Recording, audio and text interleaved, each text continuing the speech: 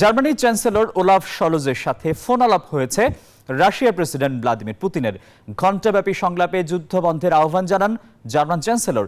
Ukraine থেকে সেনা প্রত্যাহার এবং কিয়েভের সঙ্গে আলোচনায় বসার আহ্বান জানিয়েছেন তিনি। এদিকে সীমান্তে ন্যাটো তৎপরতা বন্ধের উপর জোর দেন রুশ প্রেসিডেন্ট। 2022 সালের ডিসেম্বরে পুতিন ও শলজের আলাপ হয়েছিল। ওই বছরের ফেব্রুয়ারিতে ইউক্রেনে আগ্রাসন শুরু করে পুতিনের দেশ রাশিয়া।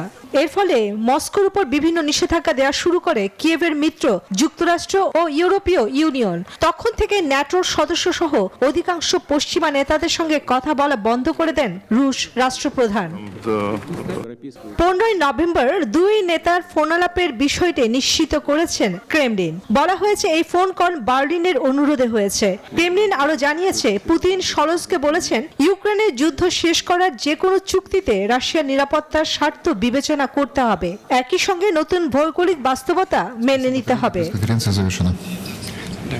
তবে ইউক্রেনের প্রেসিডেন্ট জেলেনস্কি শলজকে পুতিনের সঙ্গে এই ফোন কলের বিষয়ে সতর্ক করেছিলেন। জেলেনস্কি বলেছেন পুতিনকে একঘরে রাখার যে প্রয়াস চলছে তাতে বাধা পড়বে আর এই যুদ্ধ চলতেই থাকবে।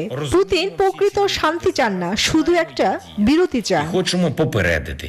Мінська 3 চন্দ্রানী চন্দ্রা, নিউজ 24।